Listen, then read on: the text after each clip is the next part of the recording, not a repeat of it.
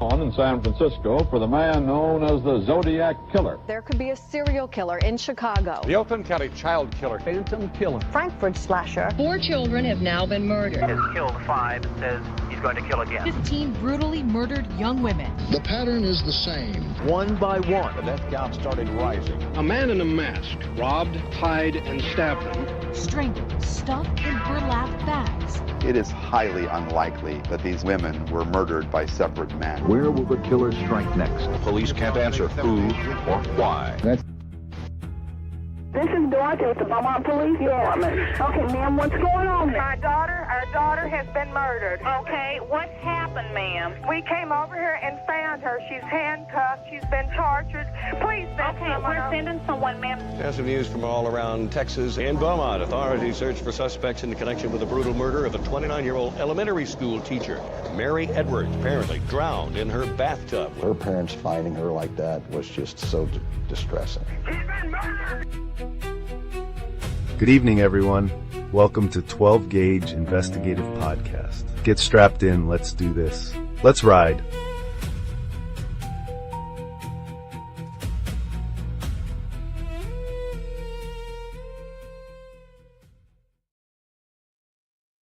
All right. How's everybody doing? You know what? I'm over that other streaming stuff. I can't ever get it to work. The voice and all the stuff. I'm just not a technological engineer of that sort, I guess. So I'm going to continue using StreamYard. I'm going to replay the video that I was just showing because I really enjoyed that video. And I'm calling this like Monday Memoirs. You know what I mean? Because this video had some good stuff in it. And Nina and I are always able to share some good thought patterns. No matter what your thought process might be on certain things, we're always able to collaborate and have a good discussion. So here I'm going to start it. Here we go. Hopefully it plays right and the stupid captions aren't all over the place and everything else. Here we go. Man? The Muffin Man. Yes, I know the Muffin Man. Who lives on Drury Lane? Well, she's married to the Muffin Man. The Muffin Man? The Muffin Man! This is 12 Gauge Investigative. Let's jump in.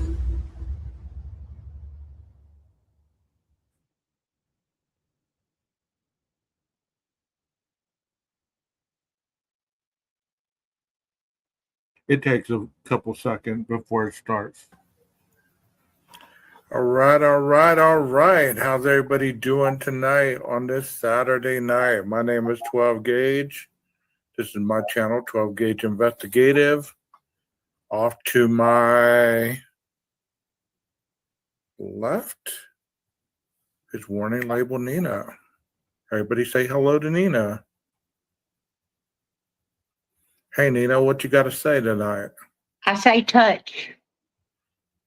Do what? Texas Ranger says touch or transfer, Nina. I say it's touch. But see, that's what people don't understand is there is a difference. Yeah. Well, backstage, you and I were having a little conversation about ego depletion and some of the stuff that maybe people don't understand about it. It may seem like a boring topic to a lot of people, but it really is deeper than the surface. And one of the examples that I wanted to give is Chester Bennington. Amen. If any of you know who Chester Bennington was, he was the lead singer for the rock group Linkin Park. And he passed away. I would say he passed away from a broken soul. Yep. And many people say, is that possible? It is. Yep. It is very possible. Because Chester, if you've listened to any of his music, you will have an understanding of his struggles and how he was putting it out there in his music about his ego, and not necessarily when people think ego, They think bravado. They think machismo. They think that kind of stuff. That's not what ego depletion is. Ego is your feeling of confidence, your feeling of self-worth, your feeling of direction, and your feeling of control. So whenever you're losing control, it's kind of like a pincushion or a pin in a balloon. If you stick it in, air's going to escape slowly, right?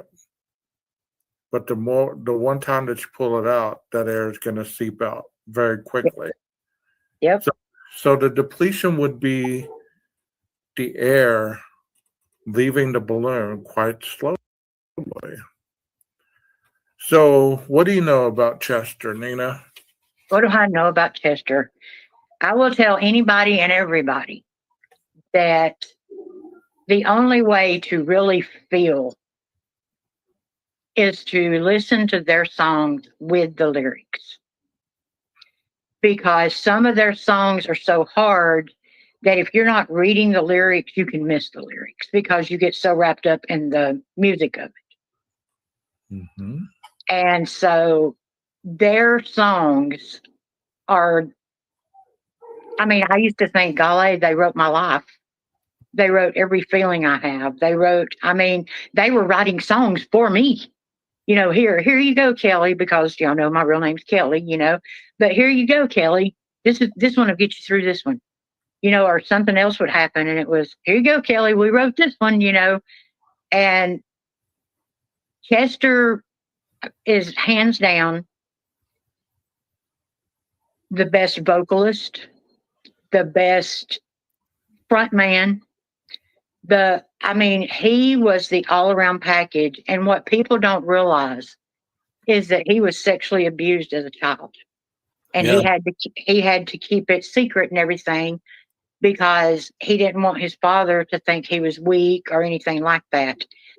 And so he got over that. And when he tried out for Lincoln Park, he was in a beat-up car that didn't run. He was sleeping in his car. It didn't even have blinkers or anything like that. And so he literally went from And think about that a minute. You know, if you're sexually abused at any point in your life, that is often viewed as a lot of shame. It's viewed as a lot of anger, a lot of trauma, a lot of situational event that you keep replaying in your brain, especially for a young man, I would believe. So I agree 100% with this. I'm like all over the place. I can't figure out which screen I'm using. Nothing kid that was being bullied and molested, going through the alcohol and the drugs and everything. And then he gets brought in by Lincoln Park. Well, the first thing he's got to do to do that success is he has to overcome himself and overcome the addiction. And that is kind of like what we're going to talk about tonight is addiction. So I'm going to play 30 seconds, count it down, Nina. Let me know when it's at 25. We can get away with 30 seconds, okay? So okay. Hang on. Okay. Y'all listen to this song. This was one of the last songs that he wrote before he passed. It's called One More Light. Close your eyes and listen to the lyrics. Yeah. And we're not going to be able to listen to it because YouTube flagged this video for this copyright. So you're not going to hear this song. But it is called One More Light by Lincoln Park. And it was, you know, it was pretty much one of those songs that you would think, oh my God, he's writing this to say goodbye, you know, in his own words. And looking back in hindsight, you know, yeah, I really think that was the song that he was saying goodbye. Okay, we're going to talk a little bit. Let's see if I can pick it back up once. Hello, Dina. I'm going to try it again because we did interrupt the song. So let's try it again. Here we go. So you get the gist of it. the rest of the song, I recommend that you go and listen to that song because it tells you so much in so little time. And it's almost like all these entertainers, they have their song where they're saying goodbye without saying goodbye. If you understand what I mean by that. Oh yeah, he definitely knew. Yeah, he was saying goodbye without saying goodbye. And, you know, it's bugging me because I'm not used to being on panel with shades on.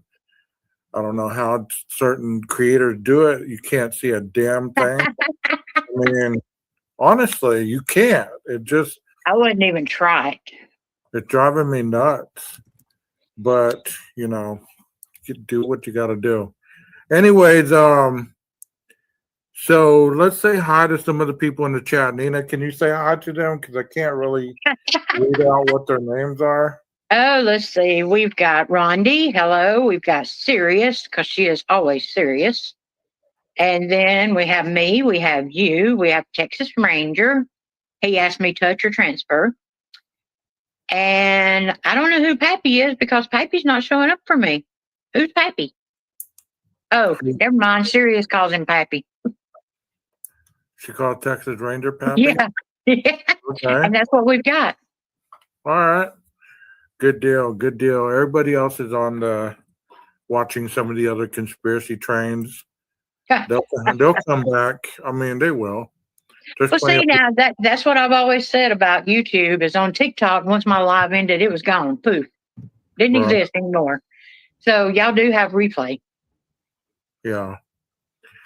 I'm not worried about it, Nina. I really am not because, you know, I've been doing this long enough to know that when it matters to people, they will show up. And if it doesn't really matter to them, all the accolades and all the way it goes and all that stuff, where were you when we were live? We let you know we're going to be live. Where'd you go? Did you go and listen to some other creator and all their bullshit about the conspiracies?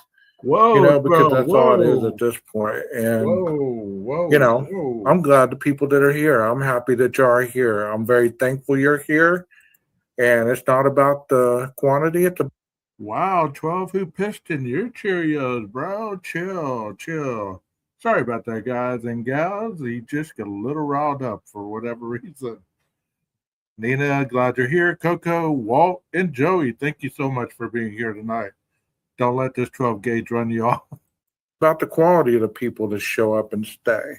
Thank you so much for being here. I'll tell anybody I would rather have 4 quarters than 100 pennies. Yeah. So let's talk about the addiction and let's talk about how it encompasses Brian. Because we've known for a very long time that he was once addicted to heroin. And it could be speculation. It could be just me thinking outside the box. It could be you thinking outside the box. But I myself do not believe that it took a sober person to go into that house and do what they did on a sober mind. I would believe that they would have had to have some kind of chemical, some kind of rush pushing them through the boundaries of normal feelings and all this other stuff when it comes to taking people's lives. I could be wrong. What do you think about that? But see, I just speak freely, Nina. No, because I'm conflicted on that. I guess that's the one thing that I haven't been able to solidify, I guess, just totally in my mind, is if he relapsed, if he didn't relapse. And, you know, because there's a lot that I say, no, he didn't. But then there's a lot that says, okay, maybe he did. But at either way, see, I'm like you. I can't see myself. I can't see myself driving 10 miles knowing what I'm fixing to do. I mean, it's always played on my mind because most of these other killers that we talk about, they had issues with some kind of substance. And it goes against the human psyche to be able to kill without remorse. You know, not everybody can be doing that with a sober mind. If you can, that's a real evil person right there. You know what I mean? I started to say, if you can, I don't want to know you. That's a real evil person. And that kind of goes into this ego depletion that we're talking about. It all corresponds together. And Nina and I have really taken the time, not conjunctively, but, you know, I've done work on it, she's done work on it, and we understand it enough to really co-present it. So, well, I mean, you know, the thing about it is, whoa, was that me? That was me. I'm sorry. No, but that was you. What the hell, Nina? Sorry, Gage. I mean, that's an interesting question that we're talking about here. And Nina, we're describing this. We were talking about this backstage before we did this live. So, I do believe he was on some kind of substance, whether it be a stimulant, whether it be a downer, you know, because either you're going to have to get stimulated and the adrenaline rush going, or you're going to have to kind of drown out your emotions where you're not feeling anything, because it's not normal for most people to go and kill 4 people in a home. I mean, to break in, maybe. I mean, maybe he was at that point sufficient enough with his, you know, breaking into places skills.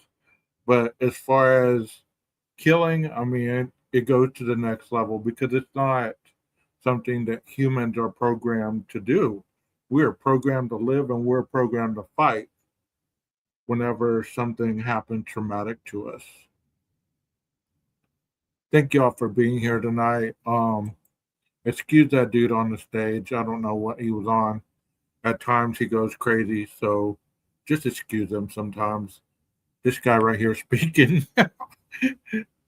I don't have multiple personalities, I promise you, but let's just go on. But when we have worked on it together, because we have discussed it a lot, just we haven't dedicated a show to it. Right. And, you know, all of us go through ego depletion. We go through ego depletion a lot in our lives. Mm-hmm. But sometimes that ego depletion, you can't, it's sort of like being just, you ran out of energy. You're just done. Mm-hmm. You know, you can't go anymore. You know, you're overworked, you're overschooled, you're overstudied, you're over with your girlfriend, you're over with your boyfriend. You know what I'm saying? All these different directions, all these decisions, to where when you sit down, you're just like, I'm done. But usually we can eat something or do something to start pulling our way back out of it. Right. And since we're talking about the depletion, Sirius says, I don't know if he was having some kind of psychotic episode prior to the murder, but it seems like he was in a lot freer after the murder. It's almost like he had shed his skin or something. Absolutely. That's a good thought. Nikki Bobby, how you doing? Some of the other people that came in, thank you so much for being here. You know, since we're talking about the depletion, we're talking about addiction, because it all goes hand in hand. If you know about addiction, you do have an understanding that the addiction is the mental component of your psyche. It is a deterrent of what rules your every thought. It's a coping. The addiction is everything. You become your addiction. Right. The substance use is your coping skill. So if Brian was using heroin at such a young age, and we've discussed that most people that I've ever heard of do not use heroin right off the bat. That is not something that people do not use. Do you know if he was shooting it? Yes. So he was shooting it. Yes.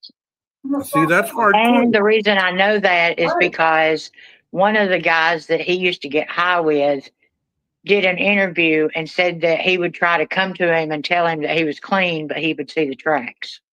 Okay.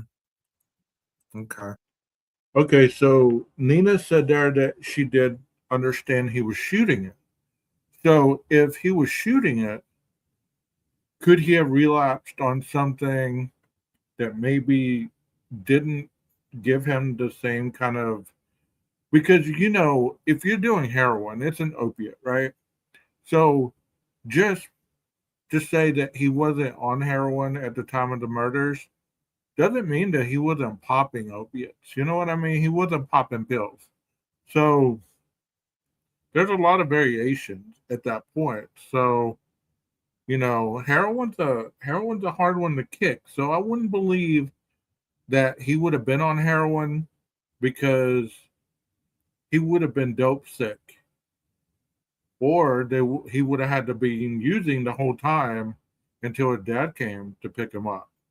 And that's a concept I've never dug down. I mean, like I said, you listen to these and you're like, wow, there's another avenue you can go down.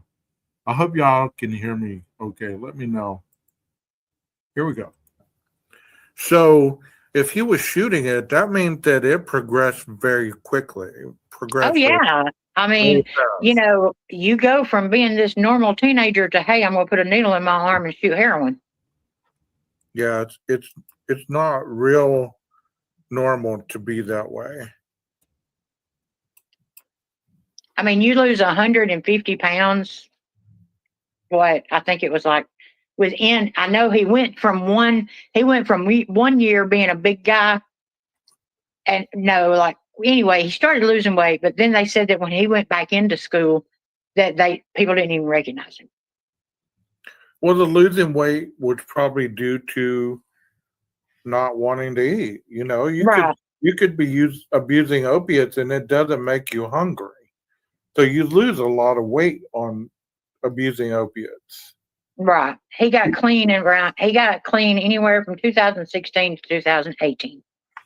Okay, so many people do not know this stuff. They just, if you're not in the medical field or you haven't deep dove to certain parts of this behavior, then you don't know this stuff. All you know is Koberger lost weight. Koberger did this. Koberger did that. Okay, so you're being very simplistic to say that this is all you know. It's okay not to know, but what has kept people from deep diving further? It's kind of like this diagram states. You're going to have to read it because it's explain what the id and the ego and the superego is, Okay, let me pull it up to where I can read it. I've got it saved, so. Okay. We all have this, guys. I mean, this is a part of us. Each and every one of us possesses these 3 elements to our belief cycle. And one thing, I mean, I did not know. I used to think that was ID, not id. Yeah, it's id. So what did it say about the id? I knew he was going to do that. Okay, the id. The id is instinctive and primitive, entirely unconscious, pleasure principle, center of wants and primal desires, demands immediate satisfaction, born with it, located in subconscious, unsubconsciously tries to satisfy basic sexual and aggressive drives, pleasure principle. Okay, so it's very primitive. Yes. We all are born with it. We all have this capacity. So it's very, as you said, it's very, I'm going to go off camera. It's very pleasure principle, center of wants and primal desires. And basically our primal desires are social, sexual, and security. We demand immediate satisfaction. We want it now. We want what we want right now. And it satisfies our unconscious sexual and aggressive drives. And it's the pleasure principle, which is based in the limbic system. The ego is the rationality, ensure that the id wants are acceptable in the real world. They mostly located in the conscious part. They moderate between id and superego. They're the logical aspect of personality. They're the conscious part of the personality with executive powers and reality principle. What you should know about this one, the most important part of this, is it ensures what the id wants and is acceptable in the real world. And the personality trait that it encompasses most is the power reality principle, which your ego runs your id. And I hope this is making sense to you guys. And well, you put it, I mean, just to put it as far as Warning Label would put it, this is the real us. This is the real us before we start realizing everything and normals. I mean, the norms and what's accepted and what's not accepted. And, it's sort of like Adam and Eve before they ate from the tree. You know what I'm saying? I mean, and then they ate from the tree and it was like, oh my gosh, I got to get a fig leaf, because it was like, we can't do that. It's not accepted. So basically what we're talking about here is when we get to the superego is based on the sense of right or wrong. It's conscious and unconscious, and that deals with the id and the ego. So this is important because we're about to talk about ego depletion, meaning that these other two areas, along with the superego, are where we fight against what we learn is right and wrong. And what controls you, what moral aspects of personality, what represents internalized ideals and provides standards for judgment. What we should do, right and wrong. The conscious prevents us from doing morally bad. And the ego ideal removes us or motivates us to do what is morally right. If somebody is depleted in these areas, we're about to talk about that. So it's just, if we're talking about having an ego depletion, that comes from a long line of trauma. It comes from a long line of addiction. It comes from all kinds of things that change the physiological structure of your brain. So we believe that Mr. Koberger had an ego depletion. And I like the simple fact that Nino dove into this because it was an interesting difference maker. It was able to be different. It wasn't like, okay, we're just trying to paint him as a killer. No, we were trying to actually look and see how an ego depletion could have possibly turned him into the killer he became. And that's what we're doing in this live. So let's continue on. I hope that makes a little more sense because this is long and drawn out. And I don't want y'all to run off just because we're going over the formality of it all.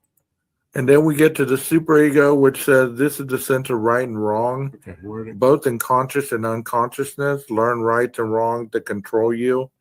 The moral aspect of your personality that represents internalized ideals and provides standards for judgment. What we should do, the right and wrong, the conscious prevents us from being morally bad, doing things that we know we shouldn't. Ego ideal motivates us to do what is morally right. So, as we've heard about Mr. Koberger, the individual stated very early on, even though he was a teen, he stated very early on that he lacked empathy. So empathy is deep-rooted in all three of these. It definitely can tell you the difference between right and wrong. It can definitely tell you how something feels and how something is appropriated in the reality of your now. But he demonstrated a lot in his writings that he was not neither here nor there. He felt that he had no grasp with reality. And sometimes he felt like he didn't even really know where he was. Nina? Yes. And that's the thing about it is, everybody wants to talk about like Tappa Talk, for instance. And they want to say, but that was just a teenager writing. if people read what I wrote as a teenager, I totally get that and I understand that. But I can understand a teenager maybe writing and staying at it maybe 3 months. I mean, this is a site that he dedicated 2 years to. So to me, it's a little deeper than just a teenager's words. Okay. So think about what you just said there. It goes beyond the Kappa talks because everything has a beginning, everything has a middle, and everything has a perpetual future or the right now. So where are we right now based on what his early writings were saying? Nina? Based on his early writings that he is a troubled teen, he either is fighting against what he knows he is, or he is fighting against not being seen, not being anything, being invisible. And he could be, I mean, the wording and stuff, we're talking 2009 to 2011. So we're talking 15, 16 years old. And the words that he uses, the dissociation, I mean, he with the time that he dedicated to this, he became like, people ask him questions and stuff about visual snow, about, because he had studied and he was self-diagnosed with it. Now, I think what happened is when he left the group is when he had started the Kaufman diet. And that's when he realized that maybe he didn't have visual snow. And he started the diet and the kickboxing and everything because of the candida overgrowth, which is yeast and toxins in your body. Okay, let's go back to the one thing I want to tell you guys as Nina's talking about being a juvenile and all that stuff. As you know, I work excuse me. As you know, I work with you. Sorry.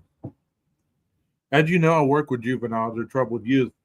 And one thing that you have to understand when you're dealing with a young person, their brain is not fully developed. So they're going through a lot of these up and down, angst, depression, anxiety, stress, all these type of emotions, right? But as we heard about this individual, the one thing that sticks out to me of what I've heard over time is he felt he lacked empathy and he felt like a sack of meat. I mean, can you imagine describing yourself that way? I feel like a sack of meat. That is a very descriptive, formulative way to present yourself, whether it's in person or on a social site. A sack of meat, meaning that you feel like you're not worth anything. You're just disposable. So if this progressed throughout time, because I've seen antisocial behaviors, I've seen, there's some young adults and even adults that I've worked with that very well could be killers, and you say, well, you have to have a certain point of reference in order to be that. You have to be this, you have to be that. How does anybody really get to that point of reference? How can you be so certain with those words that you have to be this, you have to be that? When we see that every day in our news, that this person killed that person, this person killed that person, this person lit up a fire outside the federal building today. I mean, you're telling me that you have to be so far off to be able to exemplify something as traumatic as killing 4 people. Well, if you don't have the self-esteem or self-respect that is needed to regulate your emotional being, how come you couldn't just go off on a whole house and just kill everybody in and get a sociable pleasure from that. Isn't that what we've heard about people that kill people and enjoy it? Otherwise, they wouldn't keep doing it. So when people are saying, well, it's this, it's that, they're not focusing on the individual that killed these 4 people. They're focusing on all the bullshit that could or could not have let him off with reasonable doubt. And I'm sad that we didn't get to see that. But that still doesn't negate the fact that he killed 4 people violently. And he was what he said he was. So when you're listening to somebody describe themselves as a certain way, you need to listen to it. You can make excuses all you want. But the reality is, Kohberger was telling you who he was. Nobody was taking it serious, though. Let's continue on. The dissociation. Yes. Because we never talk long on that, and I don't understand why people don't. Because that is a big proportionate issue in this whole thing. Yes. Dissociative disorder is a capability to differentiate between reality and an altered state of mind. So, if this individual was dissociative at any portion of his teenage upbringing, then he used that as a coping skill throughout his teens into the formative years of, by the time he was 26, that's when the brain fully matures. So by 26, the dissociation would have been wearing off. About 28 to 32, that's whenever most people have that conscious moment where that superpower that they've used all through their formative years wears off and they're faced with life on life's terms. And if you've gone through your life not being present in reality due to using drugs, alcohol, criminal behavior, whatever it might be, once you reach that point when you sober up and you still are relying on a dissociative precursor to get you through life to blink out, so to speak, when that doesn't work anymore, you go back into the primal needs as a human being. And I believe at that point, he started understanding that things were changing and he was losing control. Right. I'm not diagnosing him by no means, okay? By no means am I diagnosing him.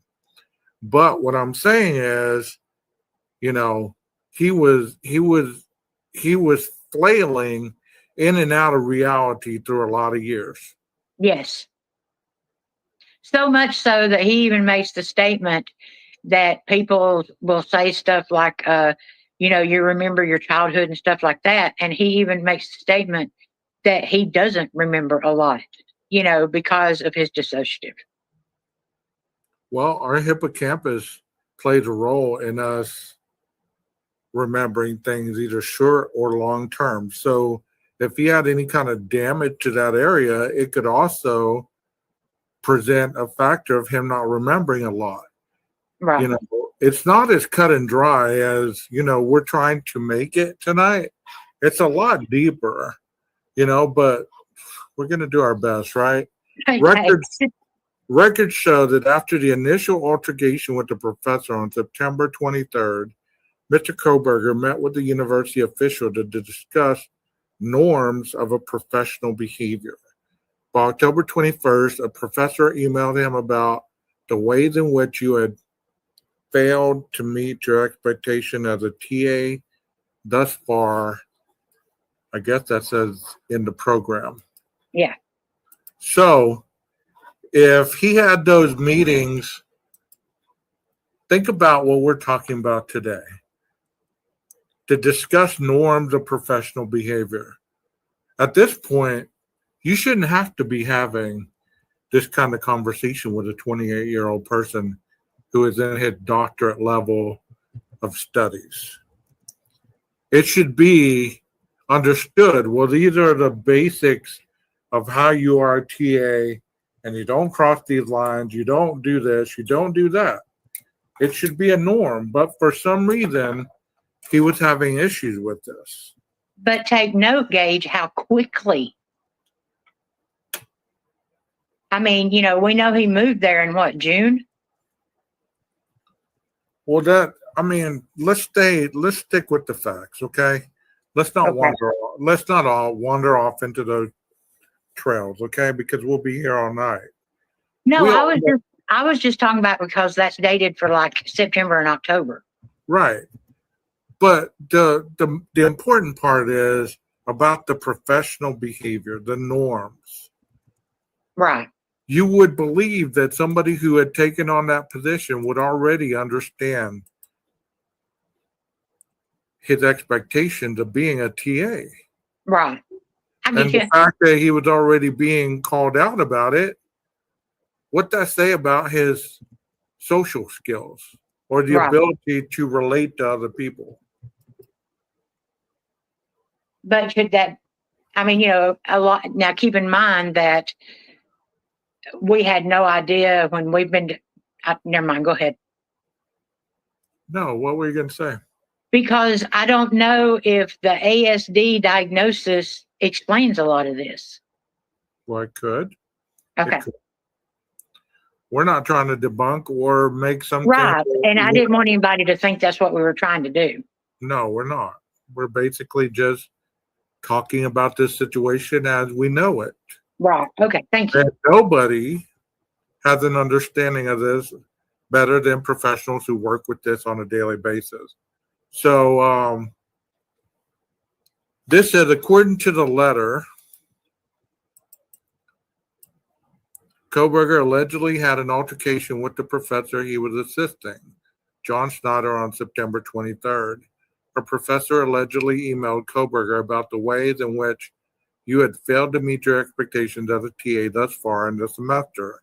October 21st, the outlet reports. We'll understand what you're saying as far as it was early on in the semester, but think about the whole situation as far as him going from Pennsylvania all the way to WSU. Oh yeah, and I mean that's one of the things that I've wanted to make a video on was the social shock that he had to be in. Yeah. But also, did he have any of these types of behaviors with other people? Like, I mean, before like I said, there's patterns in people's lives. There's beginnings, there's middles, and then there's the present, the future. So, oh yes, he had problems before WSU. Okay. Yeah. But many people want to minimize that. Exactly. They want to minimize that because they want to say that he wasn't socially awkward. He wasn't. This was due to what we found out with the ASD or autism. Right. But as we're looking at this, I don't know how it looks to you, but it looks like a person who has to be led in certain areas in order to excel.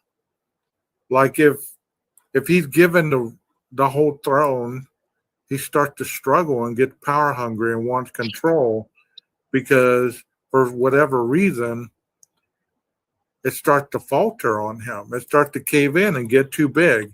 And that is also a part of individuals who've been addicted to substances in their lives. When life becomes too big for them, they start to self-sabotage. And I've spoken on that multiple times, and that goes along with this ego depletion. When your ego starts to being depleted, you resort to old behaviors. It's unconscious. You don't really realize it's happening until the full-blown situation happens, and then you're so deep into it, you can't get out. Are you still here? Oh, yeah, I'm listening. It's a determination letter stated that the department leaders met with Koberger to discuss an improvement plan on November 2nd, which was 11 days before the 4 students were stabbed. You sent me all this stuff, so what's your thought on this? Well, I mean, I think that with that one, I mean, you can see, I tried to do them in order by date because you can see how it's not getting better. It's actually getting worse. So even after the conversation of you've got to work on your behavior, he didn't try to correct the behavior or say, okay, dude, we got to slow down because we're getting ourselves in trouble. You know what I'm saying? Maybe go have a talk with that id. You know, he didn't do any of that. He just kept progressing. And I like that word that Nina just used, the progression. A lot of times people don't pay attention to the progression like I was just talking about a couple minutes ago. When somebody is deteriorating, that progression either happens quickly or it happens little by little over time. We don't know the gaps in between the sales and him getting to WSU. We know bits and pieces, but we don't really know his mental status. We don't know whether he was deteriorating. Think about this. He lived alone. He had 16 contacts in his phone, meaning that he led a very solitary life. Can you imagine living in that apartment all by yourself, almost like living in solitary, almost like he's living now in a cell? So going to prison was not necessarily something that would be shocking to somebody who already was living that on the outside world. Think about that a minute. So the dude had limited friends. Did that make him a killer? Of course not. But the simple fact that he was able to keep it that way and thrive that way in his life tells you something huge there. It tells you that individuals that compartmentalize their lives like that, they have a capability to be incognito, exist in the light, but thrive in the darkness. And I've talked about that multitudes of times in other videos, you know. I'm laughing at the chat right now. And I believe wholeheartedly that this was a lot to it. So think about being in an apartment all by yourself. There was no remnants of any kind of, when we looked at the photos, when we looked at the apartment at Steptoe, there was no remnants of a female being in that apartment. Usually if you had a female that frequented your apartment more than once, you would see signs of a female in that apartment. So the man lived alone, solitarily. He had 16 contacts in his phone. And you say, well, Gabe, that doesn't make him a killer. Okay, I got you. I hear you. But you tell me, behavior-wise, and that's what we're talking about tonight. We're talking about behavior. We're not talking about guilt or innocence. We're talking about behavior. And if you understand the levels of behavior that it takes to be solitude, to be living a life of solitary, it messes with your brain. It gives you a feeling of where you're just living in your head. So the superiority that he presented to the world, in his own head, he was struggling against the inferior areas of society. So it's not without reason to say that this man wasn't hating his world. It's not without reason to say that he didn't hate people around him. You know what I mean? And you can agree or disagree. That's the beauty of this whole thing. But that's my take on it. Let's continue on, or we'll be here all night. So the November 2nd, he got the termination letter? No, on November the 2nd, they let him know that he wasn't improving. Okay. So, I mean, he's still going down instead of picking himself back up. Okay. So at this point, if you get a letter and you feel that you're losing control, so to speak. Yes. And I think you and I both know what it's like to be in this position when the walls seem to be closing in around you and you're lacking oxygen, here's one more kick to the throat, right? Yeah, that's what I'm saying is, I mean, it's when you're just deflated, and I mean, the best thing that one of the most recent that I have to compare it to is I made when in one of my videos, I made the statement that building a channel sometimes can be self-deflating. Yeah. Because when you're trying to build your, community up and all that, and, the numbers aren't there, you're not getting the views or blah, blah, blah. It's deflating. And to me, that's a way of ego depletion because I'm going down instead of maintaining and going up. Right. Well, people are talking about this being an obvious pattern. Well, it's obvious to us because we've been looking at this for 2+ years. But if you were looking at this just as overhead, you would probably be thinking, well, this is just a normal pattern of somebody moving this distance away from home, starting brand new, not knowing anybody, starting a new job, getting his life in order, struggling with making adjustments needed to be successful. And I'm sure that's why they were lenient on him in the beginning. I don't believe that they thought anything out of the norm. Rather, it was struggling because he was struggling, not because he was weird, he was awkward, he was any of that. He was struggling and he was doing what he was doing because that's what people do. If you go and you interview TAs, they're going to tell you want to be at your best to be showing the people who are up above you that you can do the job that you're hired to do. Isn't that what we all do when we take a job? Yeah. We want to show our supervisors that we're the best at what, they made a good choice, but we're so scared to mess up that being scared to mess up, we start messing up even more. And granted, some of the areas where he was messing up, we look at it now because we all know what happened from afar. We weren't there at the moment. It's not like, well, he was acting a little closer to a person or grating hard, or they viewed that as being creepy or antisocial or any of that. I mean, we view that now because we're able to see it. But then it wasn't viewed like that, was it? No, I mean, the thing about it is yes, we're talking about Kohberger right now, but this affects everyone.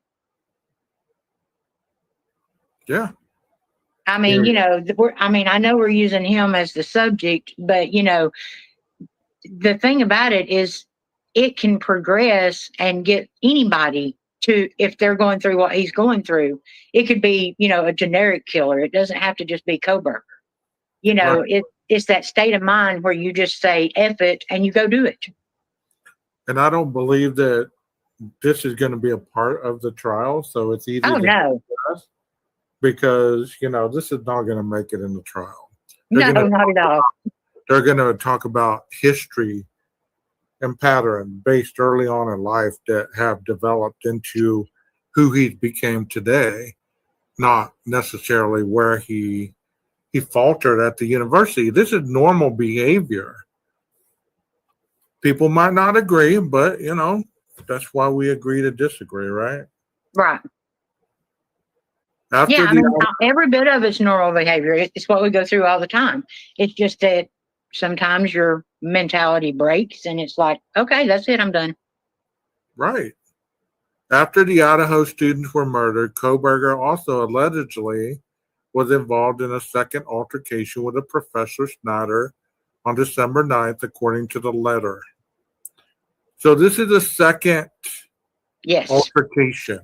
Yep. See how they put the altercation in quotes. Was it really that big of an altercation that they would have needed to put quotes? But why do that? And if it was just an argument, why didn't they just say argument? Right. Altercation sounds like he was very hostile. Yeah, that's what I'm saying. I mean, altercation is definitely a progression of argument. Right. I mean, if we're being open-minded, then, we're not really going one way or the other, are we? No, not at all. I am strictly talking from this right here. And this is after the Idaho student were murdered. So they had an altercation afterwards. Right. So he wasn't in that calm state of mind. Could he have been spiraling back and forth? Because as you've identified in some of your other findings, part of the ego depletion is depression and anxiety. Oh yeah. I mean, the ego depletion, this is, I'm going to explain a little bit about that, is the irritability, trouble concentrating, ringing in the ears that drive them crazy just from that ringing, and also goes along with the visual snow. They have insomnia. They have the depersonalization, which goes right along with what he was talking about in Tappa Talk. Basically, brain fog, everything.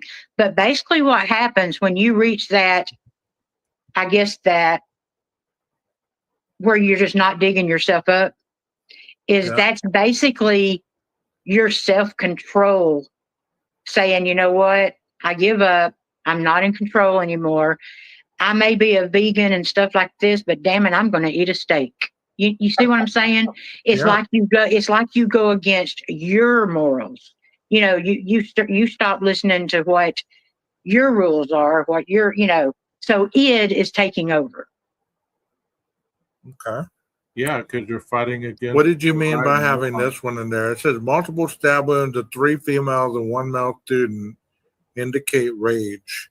Most stabbings are defensive or a part of crime designed to disable or to accomplish a crime. Multiple stab wounds indicate passion, a personal attack. Where did the rage come from? Right. And this is from a paper that I was researching, and it's going to go into, I don't know if you're ready to go there, but it goes into the threatened egotism. Okay.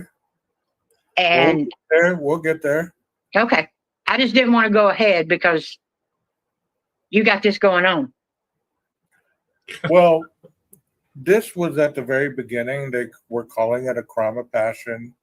Right. They're saying that it was a personal attack on one of the females, or maybe more than one. But as this indicates, where did that rage come from? So we're talking about the ego depleted individual. And if you'll also remember, Mabbitt, one of the statements that she made was this was one angry person. Okay, so I'm going to stop that for a minute, and I'm going to talk about that. You ask yourself, well, where did that anger come from? Whoever did this crime, and as Nina just stated, Mabbitt said, this was one angry person, right? I don't know where that's quoted, but wherever it is, Nina doesn't just speak out of her ass. But think about that. So you get to Pullman, you start a new job. It was rumored that he always had to be the smartest person in the room. He always had the last word. He always had the ability to make you feel like you weren't going to win the conversation. And to hear that means that there is an underlying self-esteem issue. And you say, well, he's autistic. I've known a lot of autistic kids come through our agency. They aren't angry. It's not a sign of autism that I know. I'm not an expert, but I haven't seen that type of anger. They don't get forceful with you. The fact that he was forceful and domineering and following people out to their cars and stuff like that, that's saying that, you know what? I have to be in control. You are threatening my ego. You're threatening my knowledge, and I'm going to show you that you're wrong. So think about the traffic stop when he gets pulled over for the seatbelt ticket. He could have just said, hey, you're right. You caught me. I don't have my seatbelt on. you know, here's my driver's license, whatever. But he didn't take it there. He had to go with the whole rigmarole that, you know, I could have lied to you. I could have done this. I could have done that. So that tells you the altered mentality that he has. He's being honest with the officer. Like, people can lie to you and say that I did have it, but I'm trying to be honest to get on your good side. You know what I mean? Like, it's a manipulative tactic almost to gaslight the person to think, hey, this guy's really a good guy. I should cut him some slack. I don't know if that makes sense, but I believe that that's exactly who Mr. Kohberger is. Exactly. And by no means are we excusing what the perpetrator did, whoever it might have been. Brian But Kohberger. think about the ego depletion that we're talking about and the buildup of an emotionally unstable individual. An individual who has based his life on certain belief systems, certain morals, certain values, and certain beliefs in success and failures, and certain abilities to have driven goals, attributes of attachment and detachment. All these things go into breaking down the personality of a person. Right. I don't believe a lot of people have broken down Mr. Kohberger's personality. And you know why that is, I believe, is because they don't understand the capability of a Jekyll and Hyde. Right, yes. Most addicts have that Jekyll and Hyde. They have that two personality. And it's interesting to watch. It's interesting to watch. Yeah, definitely. Because, I mean, that, you know, when I first started, it was Nina_Kelly, you know, and that's my name on TikTok because my grandchildren named me Nina. So to me, that's like, you know, if your grandchild names you, that's, you know, so that's like present me. Kelly was the addict and you know what I'm saying? So it was sort of like putting them together and making them one, but keeping them separate. Right. So if you've never been addicted to any substances or had any kind of emotional traumatic battle that you've had to have kind of an understanding with yourself and overcome. Now, I'm not talking about generalized overcoming life issues. I'm talking about the deficiency of having life so misunderstood in your mind that you have to renegotiate it and make it up every day to even understand where your own life is going. Sometimes you get your awareness from other people. You get your awareness from other people's statements. You start mimicking other people, their mannerisms. You start achieving success, not because it is your success, but because you're mimicking a life that is not your own. So if you're mimicking somebody else's success and your personality is being inflated by that because it's not yours and you don't know how to foundate it, once it starts crumbling or you've reached the end, so to speak, you start depleting in numerous ways. And that's the psyche area that Nina's talking about.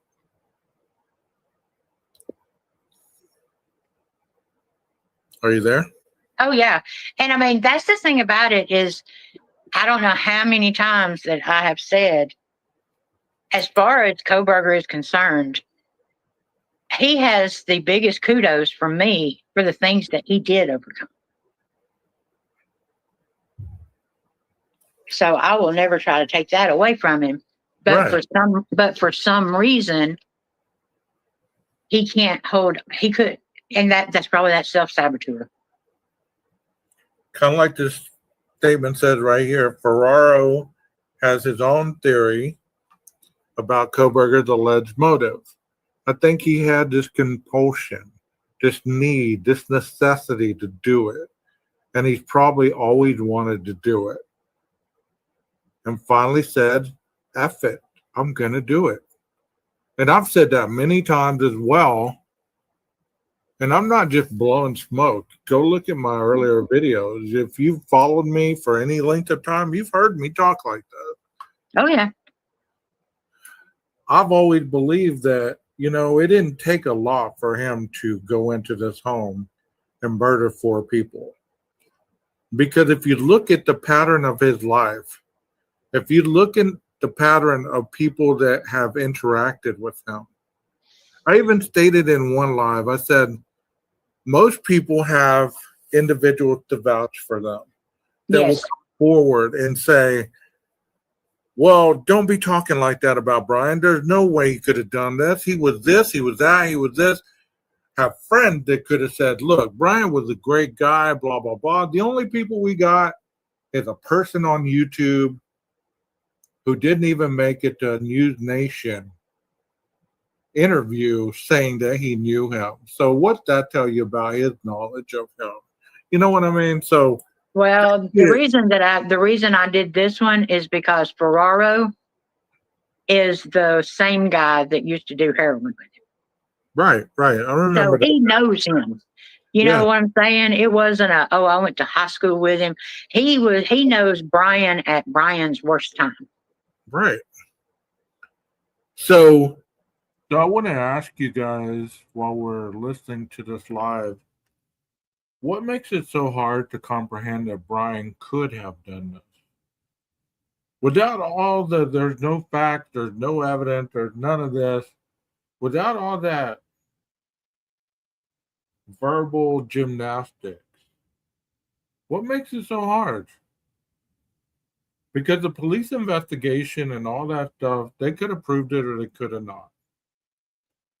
When we're talking about this gentleman, Brian C. Kohberger, what makes it so possible that he couldn't have done it?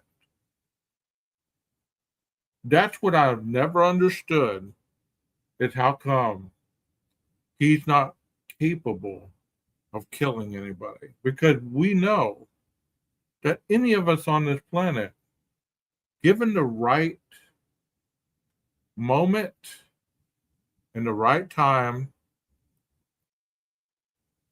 are capable of destroying our lives. He'd already done it when he was younger. And, I talk about being an addict all the time. And Nina and I were talking about it on this panel. One thing when you're in recovery is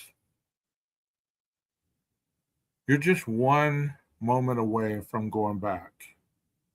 So to be successful coming out of that's not any small feat, right? But doesn't mean that he wasn't in mental relapse the whole time leading up to these murders. And if you do understand a mental relapse mindset, you do understand the ego depletion that we're talking about, the anger, the control, the manipulation, all that, you know what I'm talking about.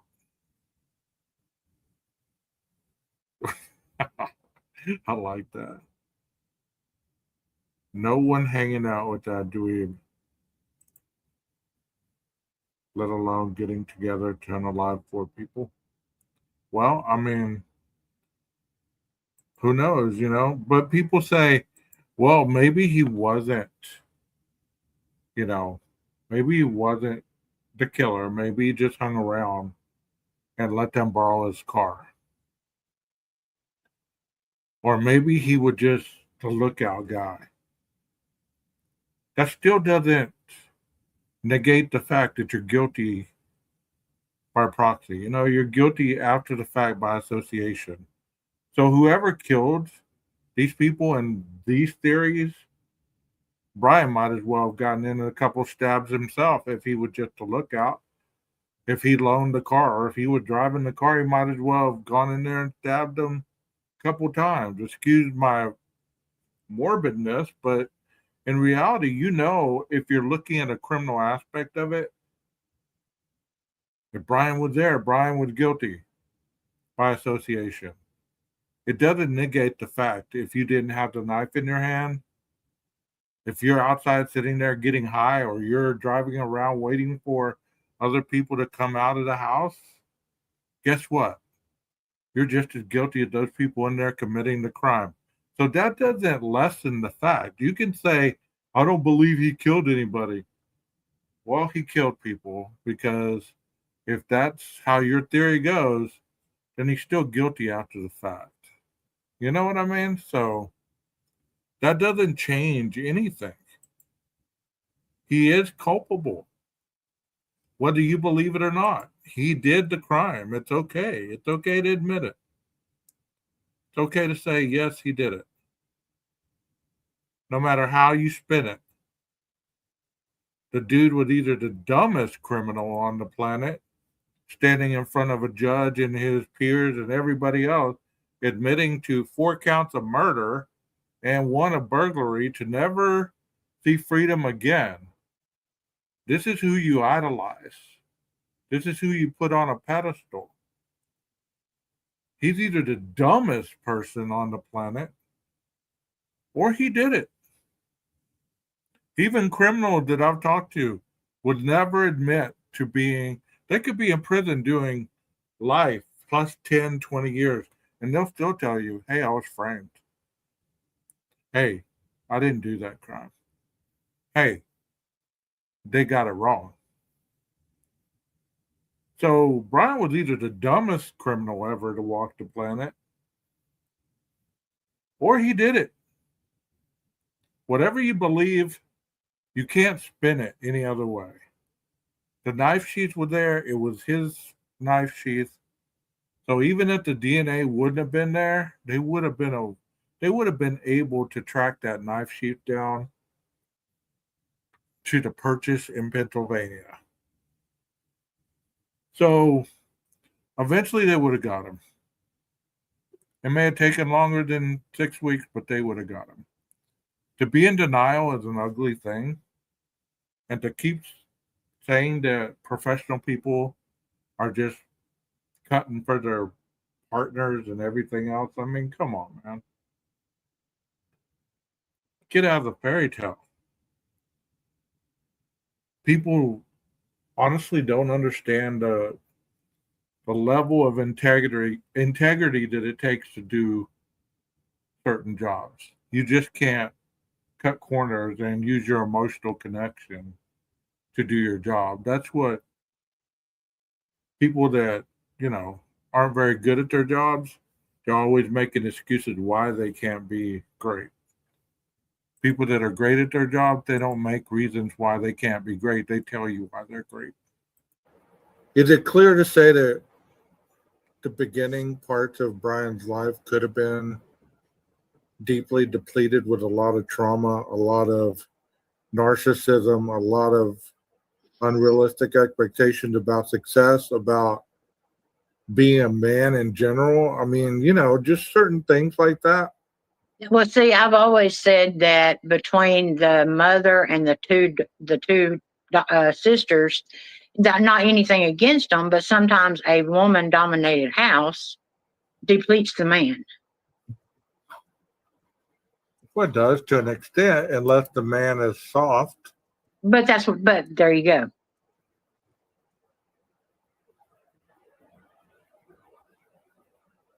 Okay, I don't really want to talk about this tonight. Okay, yeah. Yeah, this is the threat. This is threatened egotism. Okay, this is threatened egotism can cause people to feel anger, disrespected, and undervalued. It can also lead to exaggerated perception of an offense and aggression as a form of self-defense, revenge, or to achieve desired images. So we were going to put this in Brian's case. What was your thought on this? Okay, now Roy Baumeister is like the ego depletion and threatened egotism king of psychology. Okay, this is his. He wrote and introduced it, and so when I researched it, I was thinking of ego depletion escalating to threatened egotism because that's the way that I was doing it. So I emailed Roy Baumeister, and I couldn't believe it. He actually emailed me back. And he says that even though he was the writer, that he had never thought of putting them together, but the outcome, if they collided, could be bad. Yeah. And so I was like, wow, I mean, it sort of confirmed that I wasn't just a total idiot making stuff up. You know what I'm saying? I mean, because I'm sure he wouldn't have even written me back because, there was no reason to. I mean, and that was the reason I emailed him, was I wanted to know just how far off I was from it or anything like that. And so when he wrote me back, it sort of validated. This is off topic, but Walt just made me think of something. You know what? Kaylee did work at Dutch Brothers. And if the dude did drink coffee, like, he was pulling up to that coffee shop in Lewiston, right? Kate's Cup of Joe or whatever the hell it was called. What to say he didn't see Kaylee at Dutch Brothers? You know what I mean? I just thought of that. Because she did work at Dutch Brothers. I'm not sure which one she worked at, or even if she worked at one close enough for him to see her, but I got to do some research into that. Does anybody know if she worked at the Dutch Brothers in Coeur d'Alene, or if she worked at the Dutch Brothers, if there was one in Pullman, is there one in Moscow, is there one in a little town around there? I don't know. That's an interesting thought that I just had. Let's keep going. That I wasn't just trying to piece pieces together that didn't fit. Right. So where it says, if you threaten egotism, it can cause people to feel anger, disrespected, and undervalued. So this is total speculation here, okay? The avenues that were happening to Brian in his life, the build-ups, the faults, the failures, the triumphs, the disheartening, the disappointment, the overwhelmingness, all these things, he landed WSU. And within a month, he starts having issues. Yep. You and I both know that we are all creatures of habit, right? Absolutely. So whatever was going on at WSU was probably going on. Tell me the college before DeSales. What was the college that he went to? Was it Hampton? Northampton? I get that the one. So yeah. So from WSU, probably at DeSales, he was doing the same thing that he started doing at WSU. But now keep in mind that at DeSales, that was during COVID, so most of his studies were online. But I'm not talking about, I'm talking about possibly the digital stuff. Oh, okay. I thought you was talking about the problems with like females and stuff. No, I'm talking about the digital stuff. Gotcha. Okay. So was he doing that at Hampton College? Was he doing that? No, at Hampton, he got, that's where he got, wait a minute, let me find it. Let's see. He's got a master. Is that yeah, he got his master's in psychology from Hampton. Okay, that would have been after DeSales. No, he went from DeSales to WSU, right? No, Hampton may be where he got his, where he did his online schooling. Well, you go bachelor's, master's, and then doctorate. Okay. So one of those is a 4-year university. So he's got a bachelor's degree in psychology, a master's in criminal justice. Mm-hmm. Okay, so the criminal justice would have been at DeSales. Right. And then maybe the bachelor's was Hampton. Yeah. So if he dealt with this situation and it's attributed to his ASD, then he's had this his whole life. Right. It may have been treated with the drug use. It may have been treated with the weight loss, addictive pattern. But what I've always tried to point out, and people don't really want to talk about this, but I talk about it, is cross addiction. When you put one down, you always pick another one up. Absolutely. So where did the pornography fit in? Where did he pick that up? I don't know anything about that. Interesting question, 12, because that's never brought out. That's never talked about, ever. It's never talked about, the pornography and the violent pornography that was found on his computer. It's never talked about. It just looked over like it was just a normal thing. I've heard people talk about it like it's a normal thing. It would be normal other than the fact that these girls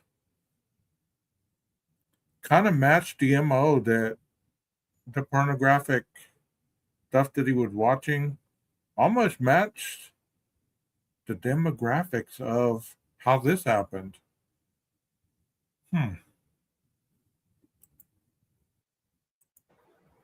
I believe that that's a huge component to everything that's going on in this case. Really? Yeah.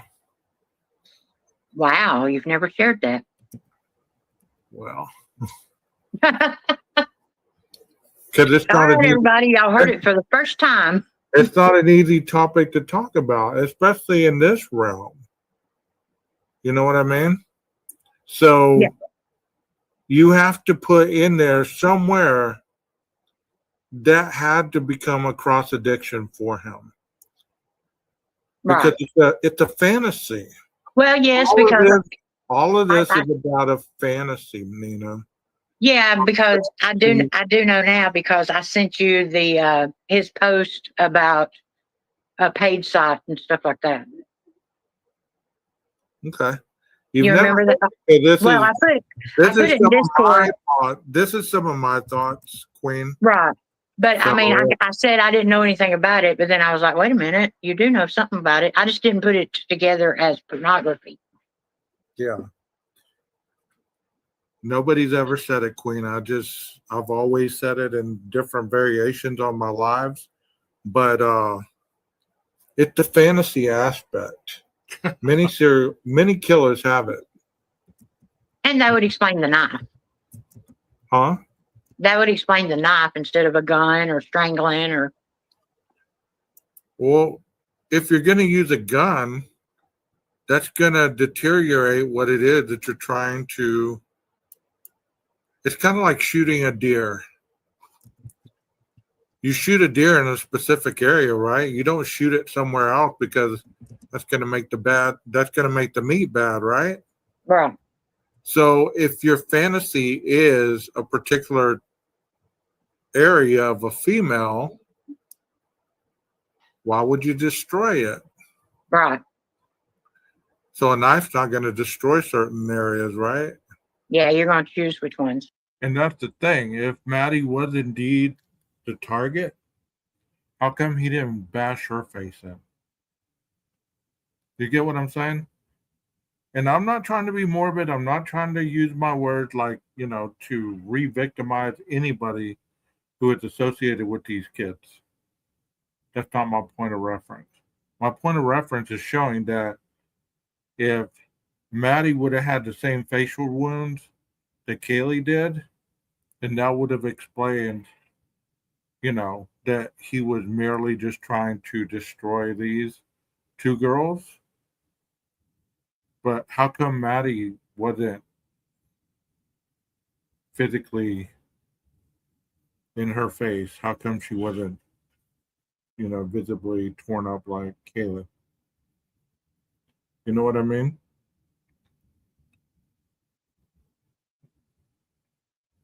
Yeah, Kaylee interrupted the fantasy. I agree with you. 1998 study published in J. Peirce Psychological found that threatened egotism is more important cause of aggression than low self-esteem. You see and this. See, that really shocked me because I'm thinking that threatened egotism would come from low self-esteem, but it doesn't. Threatened egotism comes from you having your esteem built up and then you feeling like somebody disrespected it I guess it's that masculine. What is it? The masculine something. You know. Yeah. It's a bad masculinity. Toxic. So I know all this stuff is interesting. It says many people thought that he probably had low self-esteem, which could have been. But the common theme throughout these studies is that those who perceive a threat to their high self-esteem are most likely to perpetrate violence. Yes. So what have we always heard? He wanted to be. He had to be the smartest. He had to be the best. Yes. He had to be the smartest. He had to be the best. So he surely wasn't there when he was the fattest, right? I wouldn't say any of these females had any kind of connection, so to speak. If anything, he was probably rejected by these females. But see, I believe the component would be a lot more social. And last night I had a conversation with Molly. If you missed it on our live last night, don't watch it, and it's very adult content. But we had a conversation about relationships, and that's something that was the primary topic, was rejection. I don't know how anybody who could look at any of these cases when it depicts somebody that's younger and they kill college age women, how they could never say that these individuals never got rejected in their lives, or that rejection wouldn't have been a factor of the anger and hatred that built up over time due to the continuum of a behavior that's reenacted in their brain. And you twist that around with the fantasy and urge, the opportunity, the accessibility, and the ability to have the means, to have the weapon to kill these people, then you have the perfect storm. So, could he have had rejections in his life? Of course. Who hasn't? Who hasn't had a rejection in their life? Who hasn't been rejected by the opposite sex? Who hasn't been dumped? Who hasn't, had their families, had abuse in their families or whatever, had tough parents? Who hasn't? Does this make you a killer? No, but it can start the TikToking. TikTok, TikTok, TikTok. I believe that started it all. I really do. I really do. I believe that he was a ticking time bomb from very early on, and people want to defend the Brian that became the TA. Well, these are the same people that say that there are shitty investigators and shitty DAs and all this, that people in their prospective professional world are shitty at their job. Well, how come Brian couldn't have been a shitty TA? How come he had to be the great TA? How come he didn't make any mistakes? How come he was a brilliant brain and all this stuff? He wasn't. He wasn't. I agree with you, Nina. 10 years at least. And thank you, Chris. I'll go check it out. Online stuff than in real life. If it was in real life, then it could have been casual. But then it would have been kind of like the you. Well, I'm watching you. Right. You just don't know that we're going out. You just don't know that I'm watching you undress through your window. You just don't know that I walked you home. You just don't know that I did this. You just don't know that I did that. I could see that. Yeah, and I can see that empowering him too. Yeah. But also doesn't mean that he was just pointing out one. I would say that if he was, because if Maddie and Kaylee were as close as they said they were, there's no way that he would have noticed one without noticing the other. Right. That's true. I mean, and if Maddie was the target, Kaylee would have been the bother. She would have been the bothersome one. Right. You were messing with my infatuation. Same thing with Anna and Ethan. Every time you're around, or every time she's around, you're around. Even the night that I go into the residence, you're there. You get what I'm saying? Oh yeah, that's right. Yeah, I mean, and I think that that's one of the things too that even though they weren't a couple, if you think about it, couple, you know what I'm saying? Mm-hmm. I mean, and I think that had a lot to do with it. So this is an interesting one. It says the common theme throughout these studies is those who perceive a threat to their high self-esteem are most likely to perpetrate violence, not the low self-esteem. So many times, even I did it just now, due to the rejection. It wouldn't have been the rejection. It would have been something else.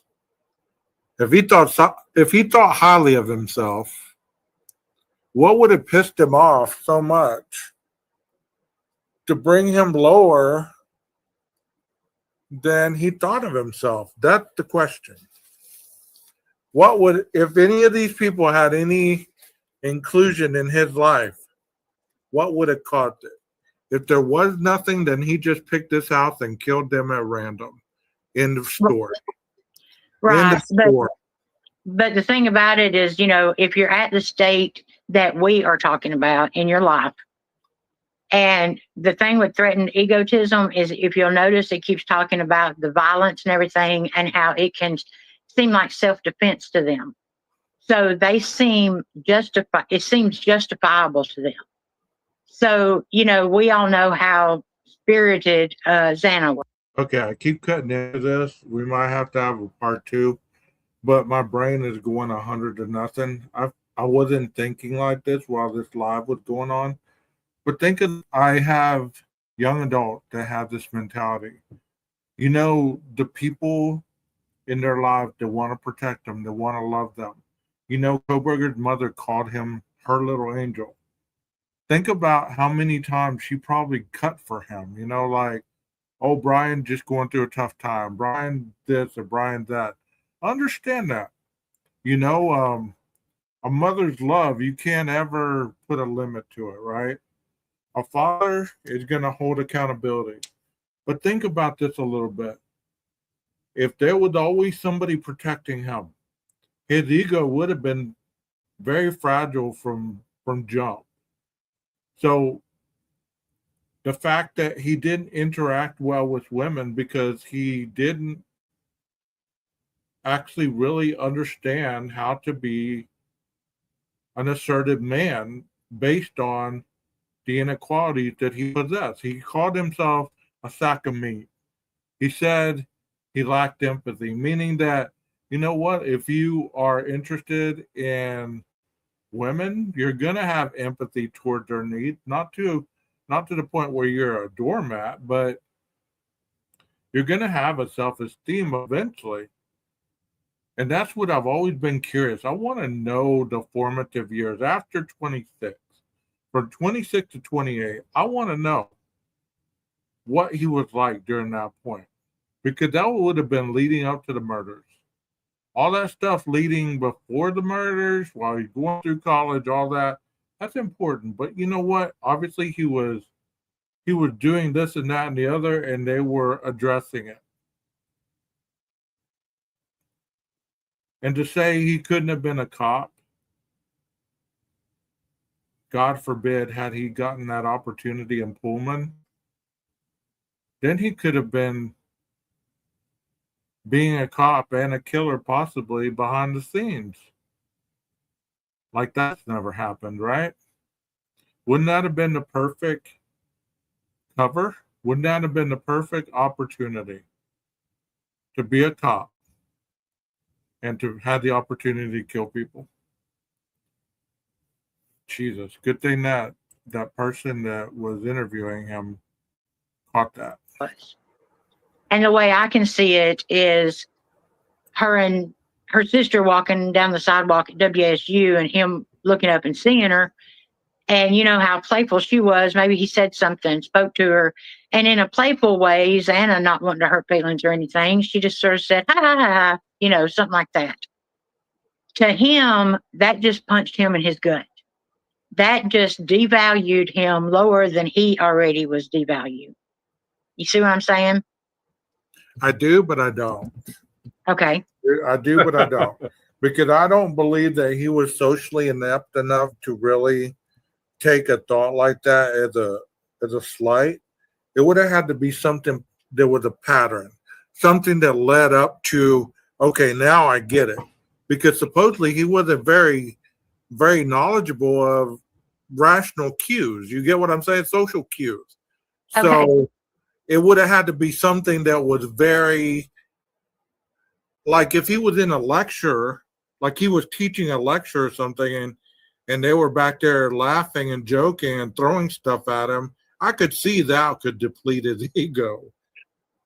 You get what I'm saying? That would be more than just him walking by and people laughing at him. Yeah, I get that. What I'm talking about is like with the ego, you're already in that ego depletion. So you're already devaluing yourself. You see what I'm saying? And so your ego is already depleted from everything going on at WSU. Your ego is already depleted from, you know, you moving 2,500 miles away and blah, blah, blah, and everything going wrong at your feet. So your ego has already took that punch and punch and punch. And so to where when I talk about the threatened egotism, it's where their ego's already down and then somebody just kicks it in their face again. So and yeah, he didn't pick up on cues and stuff, but maybe in this state, he can take a laugh and say, whoa, wait a minute.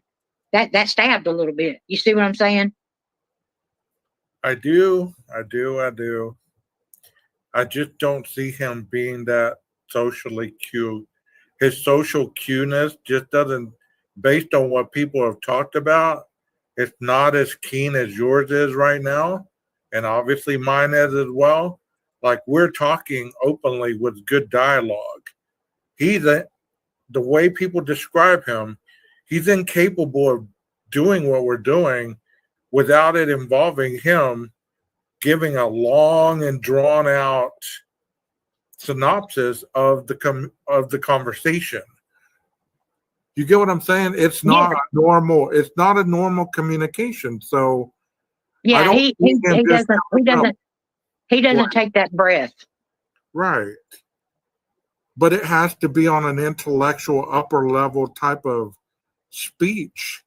It's almost like he's giving a dictation about physics or something. You know what I mean? Right. Like he asked him, hey, like even when they were pulled over, where are you headed? His first thing was Thai food. Yes. He didn't say we're heading home to Pennsylvania, which most people probably would have said that, right?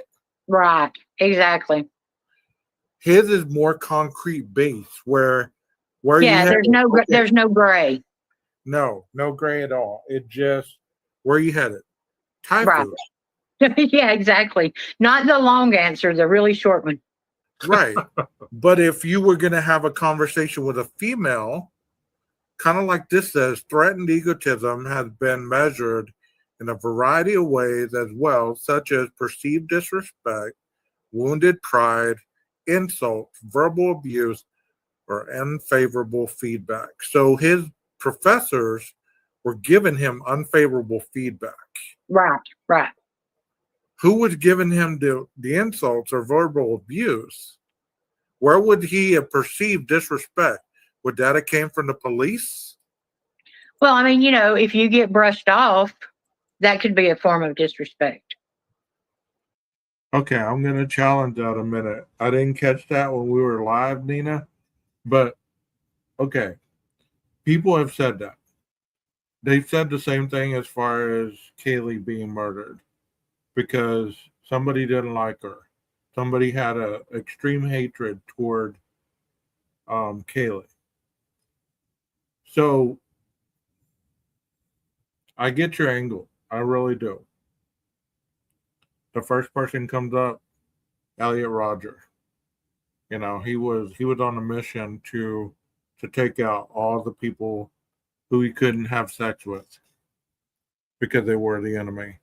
So what was Brian's hang up? Because he was bullied as a kid. You don't think he overcame that bullying? You don't think he outgrew the fact that he knew that life wasn't fair, that life was shit in his eyes? Just because he adapted to it doesn't necessarily mean that he was so thin-skinned that somebody brushing him off. I believe his ego was so inflated at that point that he would have not been able to see the brush off. Kind of like at the pool party when those two women were, you know, he was crowding those two women, and then one of the women's husband came over there and told him, "Hey man, leave my wife alone." They leave and go to somewhere else, and he follows them. So if somebody has an inflated ego, they're not going to care. They don't understand the rational reality of boundaries and rules. He obviously didn't. He went right over there.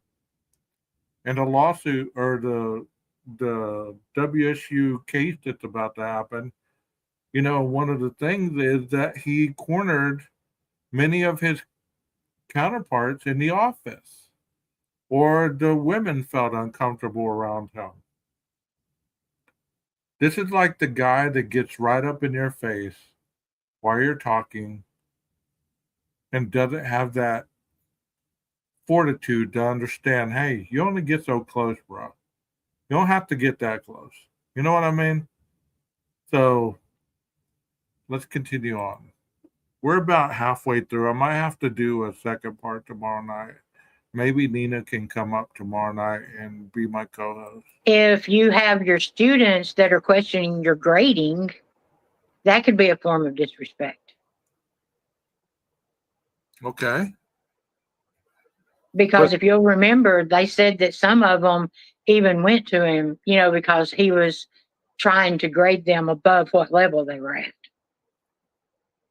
But they may have seen that as that, but I don't particularly see him as thinking that, but I could be wrong. Okay. Let's go to No, I'm just saying that could be taken as a form of disrespect. Yeah. Circumstances, inflated, unstable, and tentative beliefs in self-superiority may be the most prone to encountering threats and hence to causing violence. The mediating process may involve directing anger outward as a way of avoiding a downward revision of the self-concept. In other words, don't give it to yourself. Go give it to them. So if we're building this up, what was the breaking point, in your opinion? Here we go. I think the breaking point was when,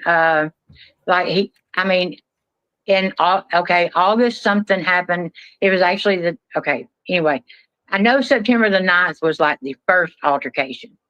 And then by October is when he's getting his letter saying they're not accepted. I think by now his ego is so shattered because of the social shock, you know, of being, I don't want to say looked down on, but, you know, they talked about how he would stand off to himself, or, you know, that they knew he was different. You know what I'm saying? Well, I get that. But what makes people view him as such a weak-minded person? Oh, no. I don't think they view him as a weak-minded person. I think what they view is a guy who is 28 years old, done all this, knows all this. Hello, hang on.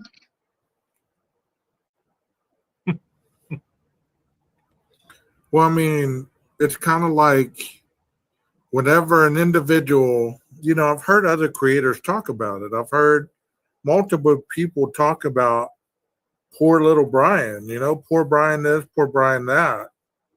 what we're talking about tonight is not, I could be wrong, but it's not bottoming out, but actually filling up the cup to commit these crimes. Because I don't believe that he was a weak individual. I don't believe that he was an individual that lacked the capacity to commit these type of crimes. So we're not really going to talk about rapists. I don't believe his rampant sexism among those he had worked with, and had a reputation for. I'll never really believe that Brian was a weak individual, mentally or physically. He was capable of committing these murders. You can't convince me otherwise. And that's the beautiful thing about it is we can have our beliefs, and the only person that really it matters to are the people who agree with you. You know what I mean? So I believe that he was capable to commit these crimes. He was 6 foot, 185 pounds. The dude ran. He was physically fit. You could tell by his kitchen that he ate well. He wasn't eating junk food. You could tell by the contents in his apartment that he was an individual that took care of himself. I didn't see any McDonald's wrappers. I didn't see any ice cream in the freezer. I didn't see any Little Debbie's everywhere. I didn't see any of that. So to say that Brian wasn't strong enough to yield a K-bar knife and kill 4 people is just delusional. It really is. I don't understand how, even if he was autistic, how autism automatically makes you weak. How an autistic person can't yield a K-bar and stab somebody with it. I don't know how that is even a thought process that many can stand behind. I really don't see it. Because I know a lot of autistic people that are very strong and very capable.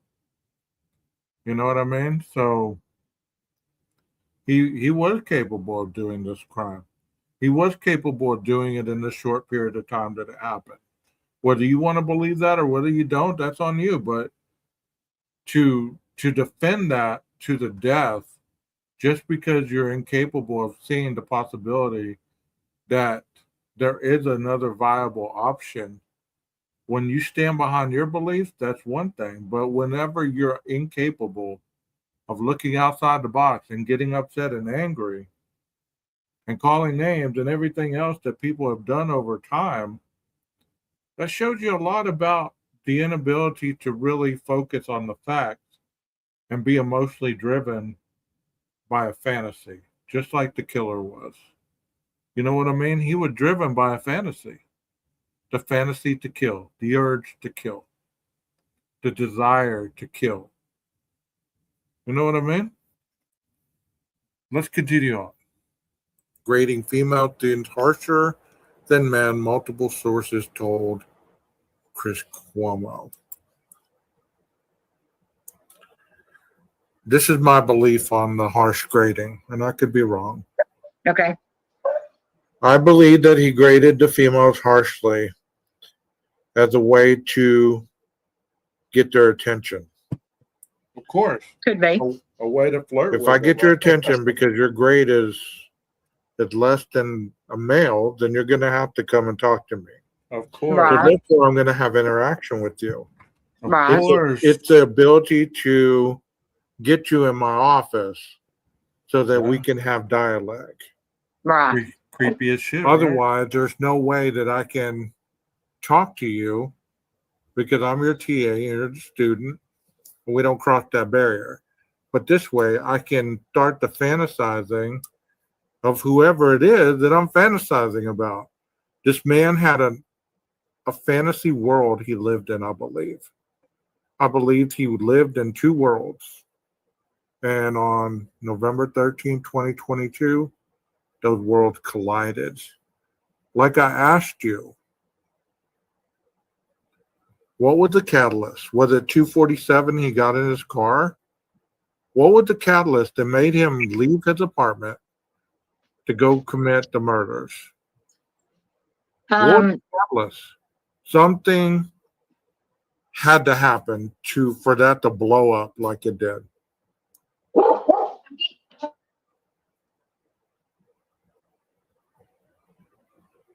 That's a big dog. That's the pit. That Sorry, is a big but that was a dog. loud bark. So, Damn, yeah. Was that Murphy? but yeah, in the I mean, I background? totally see that. But I think, I mean, what caused it to just that night? Yeah, because all this really, I mean, up until 247 when he got in his car, right, to drive. And I mean, I've wondered, okay, everything before then. Yeah, that's what I'm saying. Is I've wondered, say, from 9 p.m. until 2:30, what are you doing? What are you thinking? What are you watching? What are you reading? What are you researching? I mean, what are you doing in all of those hours before you get in your car and drive that 10 miles? And that's the bigger question. And since we're talking about the increasing fantasy, nobody's ever talked about this. Everything leads to more and more and more. We heard that he was viewing very violent porn, right? He had been by this house, whether he was stalking it, whether he was surveying it, he had been by this home. Obviously, he knew there was a lot of females in that house. Whether he knew Ethan was there or not, that's neither here nor there. But I'm going to tell you, if his perversion went from fantasy on the internet to reality,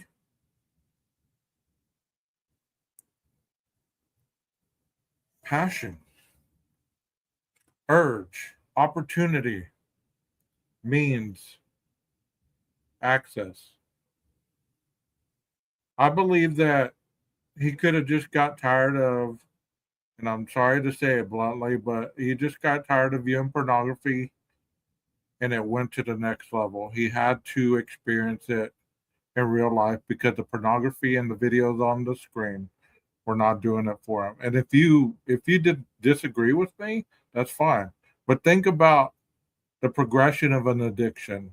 Eventually, one thing is not working anymore. So you have to ante up.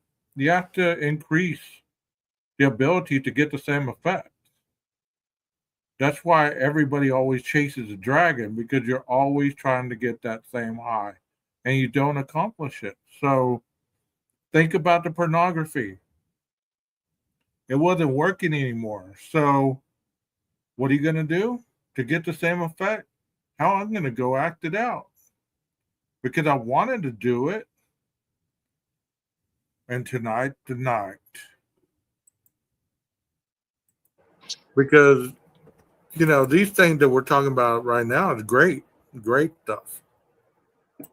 But did this really lead to the eventual happening? Because see, like that one right there, I don't mean to interrupt, but read the highlighted part. WSU held a harassment training seminar in the wake of those complaints. When he left the university, they had a damn harassment seminar. You don't just do that for kicks and giggles. Of course not. But to be fair, do you think he was the only one? The only one what? That they had the seminar for? Yeah. Well, I don't know, because there was a lot of stuff going on with WSU officers then too. Yeah, there was. I mean,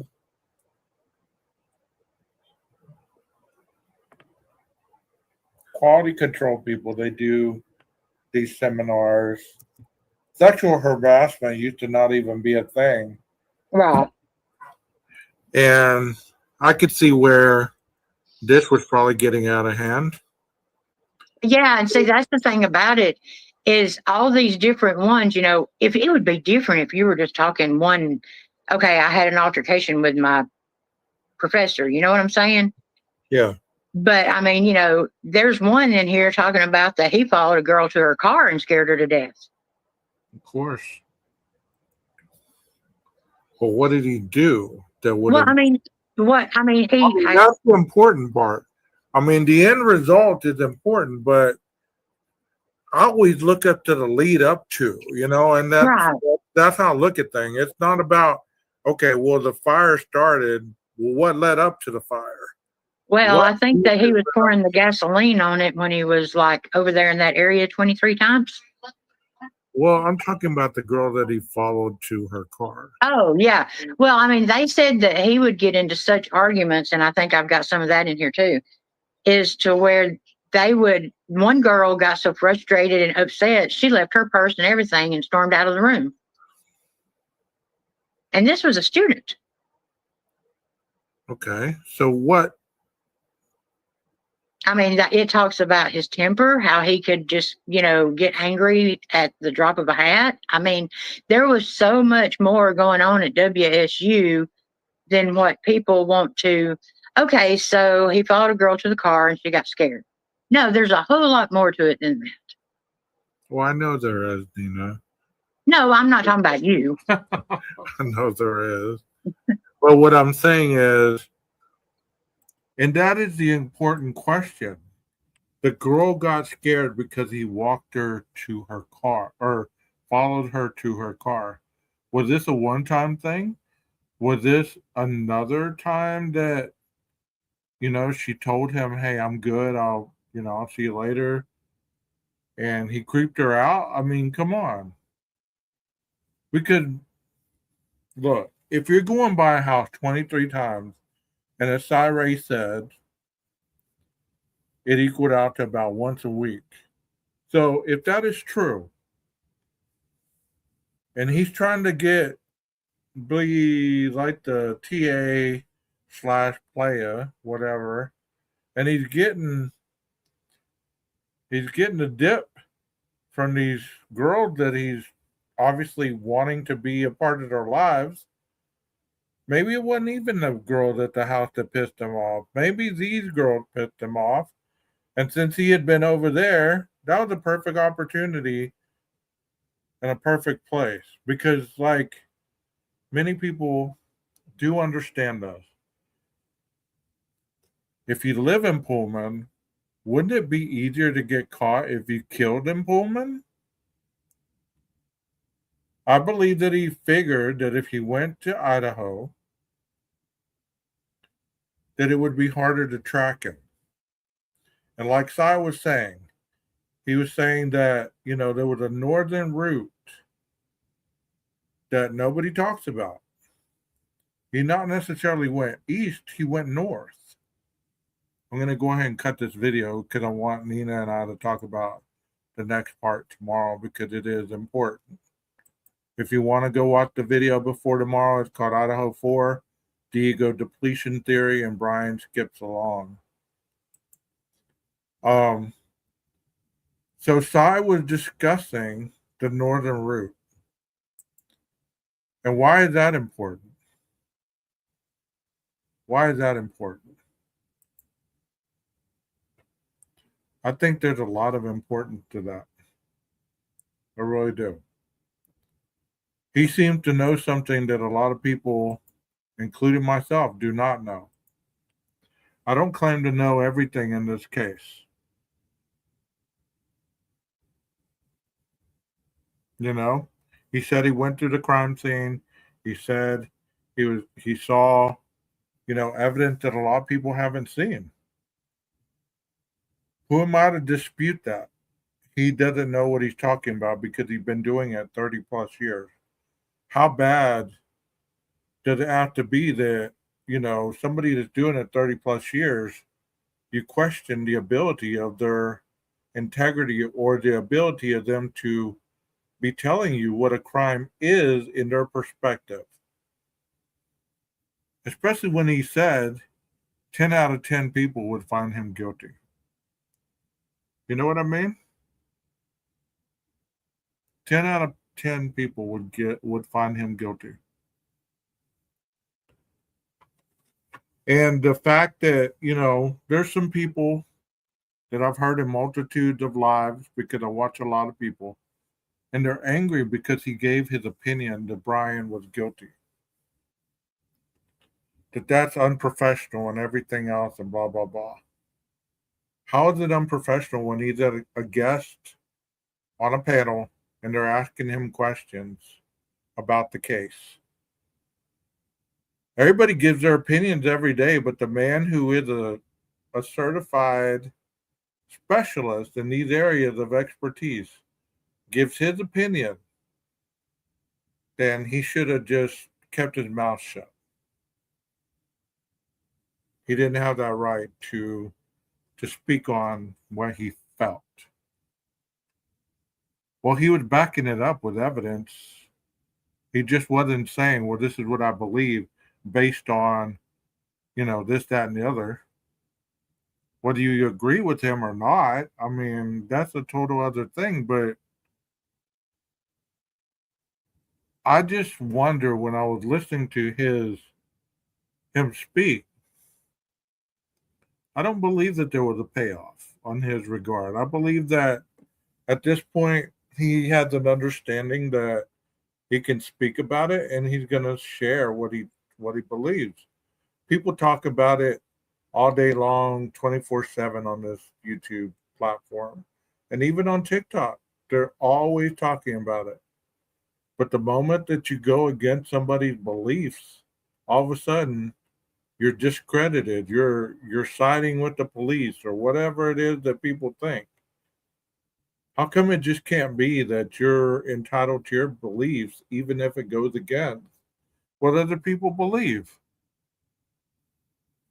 It's kind of like at the very beginning. You believe that Brian was guilty even before he went to trial? You were called a guilter. You were called this. You were called that. Your integrity was questioned. There must be a hidden meaning. You must be a fad. You must have been infiltrated. You must have had somebody threaten you or threaten your family. Sometimes it just is what it is. This is what you feel, this is what you believe, and this is what you stand on. Those people that are always changing the goalposts, they never stand on anything very long because they're just going with what they want to push, not the reality of the evidence. To say that there's no evidence in this case, it's saying at this point that you're not looking at the evidence. The evidence has never been the police investigation. Was it sloppy? I've always said yes. Was there a cover-up? No. Was there a framing? No. Could you put Brian in that house? Well, the chief was in there, so he might as well have been in there as well. And then you say about the IGG and all that other stuff, well, you know what? I believe they would have got him eventually. The 8-hour delay, we've heard countless times. A medic could have been right next to these victims and they wouldn't have survived. So the fact that they didn't call anybody for 8 hours because they did or did not know something was going on does not make you culpable of a crime. That is never and never will stand in a court of law. Failure to report is not based on that. Just because you hear of something that is against the law or law breaking does not necessarily mean that it fits in every avenue.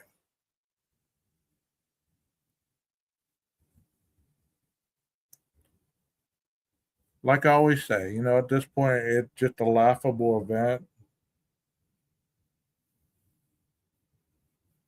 It's a laughable event to think that every piece of evidence, how many terabytes of evidence that Anne was going to have to go through, how much of that would not have made trial? And most of that stuff that would not have made trial is exactly the things that people talk about every day.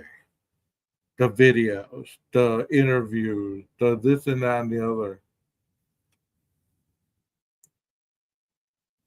If the surviving roommates would have gotten put on the stand, their interviews wouldn't have came into question.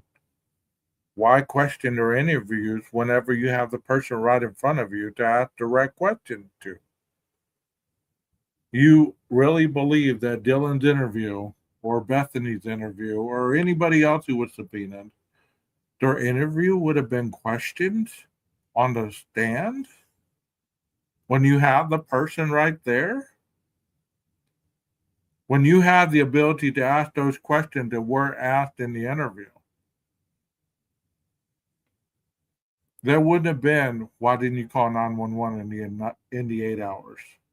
That wouldn't have been one of the questions. For Dylan, I believe it would have been trying to discredit her ability to identify Brian, because if you discredit that, you discredit the timeline. And it's always been stated that's what she was there for, to establish the timeline. Nothing more, nothing less. So the fact that she was incapable of remembering a lot of things is irrelevant. Just like y'all say the PCA is irrelevant, well, that's irrelevant. You know what I mean? And that's another statement that people make all the time that don't understand the verbiage. Doesn't really mean it's irrelevant like it never mattered. It means at that point in the process, it's no longer about the PCA. That's like holding on to the PCA all the way up to the trial and being like, okay, we're still going to be talking about the PCA at the trial. Hell, come on, man. That's why you have discovery. That's why you have all that other stuff there. Probable cause affidavit, it's just exactly what it is. It's a probable cause to arrest somebody and detain them. Because according to you, these are the facts that you assimilated through your investigation that give more probable cause that this person could have been culpable than not. And nowhere is there innocence or guilt determined at that point. And you're right, PKC, her phone established a timeline as well. But, it is what it is. I'm glad you are here tonight. I'm glad that there's actually somebody in the chat speaking and, having conversations. Because you know what? That's what this is all about. It's about having a civilized conversation without calling people idiots and morons and trying to be smarter than the person to do this for a living. Kind of like when I was talking to Cherie behind, before we went live. Sometimes hearing things like that and you're really in the mix, you think, how do people actually believe that?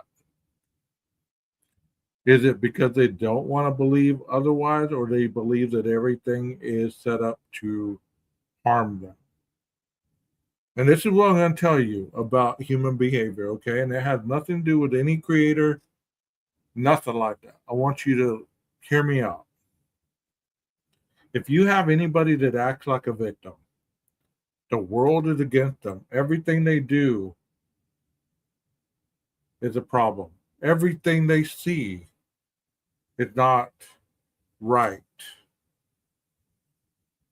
And everywhere they go, there isn't the exact outcome. There's always a turmoil, drama, setbacks.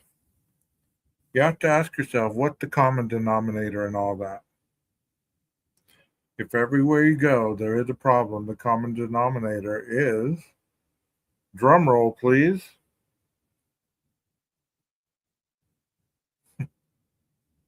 You.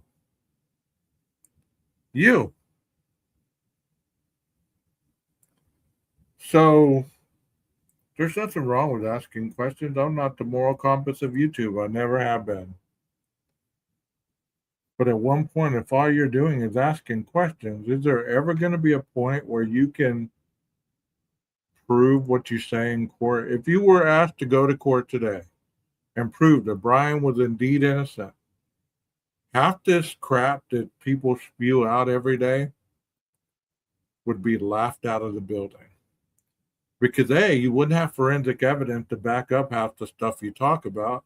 B, there wouldn't be, you believe that Ann Taylor is so stupid and inept that she's unable to see half the stuff that people who you place on a pedestal as being the know-all, end-all in this case would actually make a difference in arguing the fact after all? No. Because these people have wrote letters, did petitions, probably called Ann's office 20 or 30 times, written emails, whatever they've done. And did it make a hill of beans at the outcome? No, it didn't. So that should tell you something.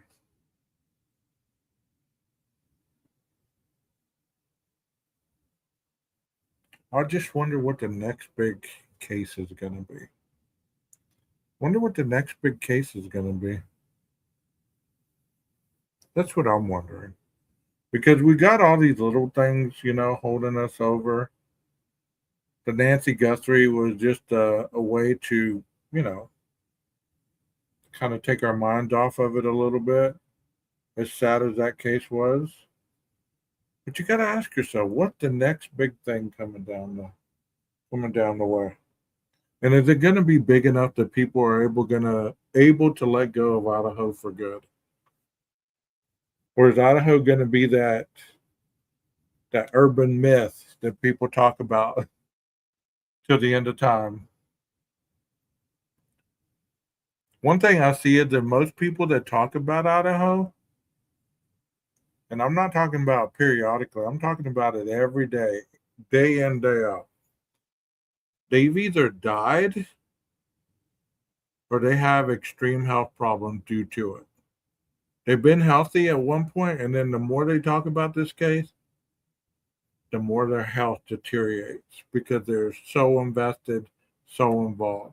I saw this lady the other day in a chat talking about, I will fund his legal fund to get him exonerated, to get him out of prison. I'd hate to be her if I was wrong. You know what I mean?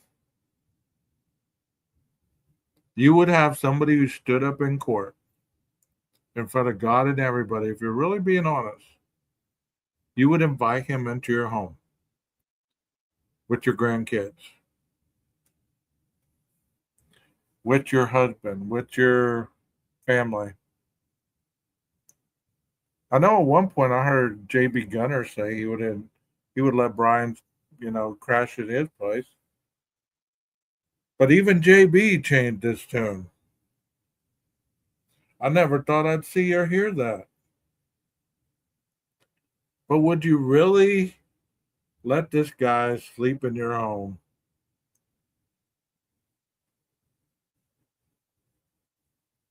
Somebody who admits to killing 4 people in their sleep or in their paralysis or whatever the hell they were in, they were unable to defend themselves to the point of exhausting their lives,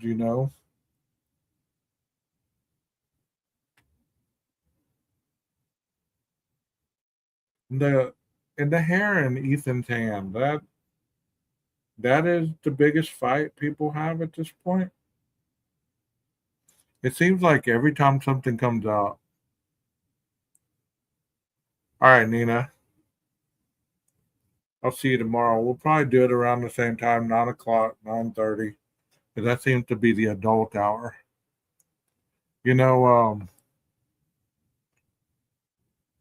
Every time something comes out, people move that goalpost. And if it doesn't push what they believe, then they start bashing the integrity of the person releasing it. Because everybody's been bashed But the people who are able to ask those questions, even those people that get on and ask questions that are on right now, they've never given you a definitive. Even if they have a line to draw to this, to this, to this, to this, there's still so much that we haven't seen. I agree with Cy on that.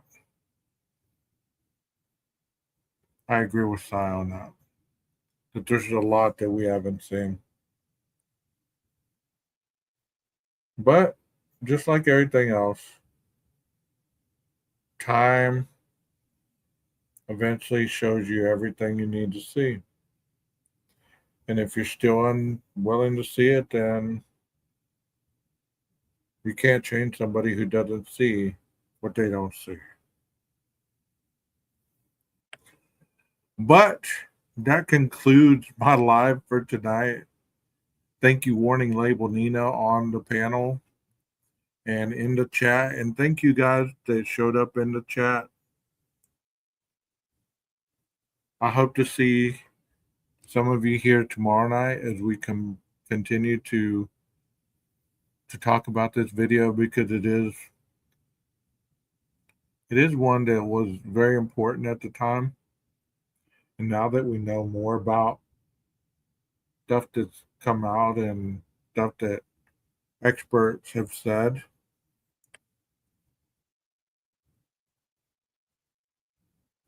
we're able to really articulate the final result, whatever that is in your minds. But right now, I got to get to bed because I got to go to my day job in the morning and deal with the parents of kids that are not doing right. The potential serial killers of our country. Maestro, cue that music.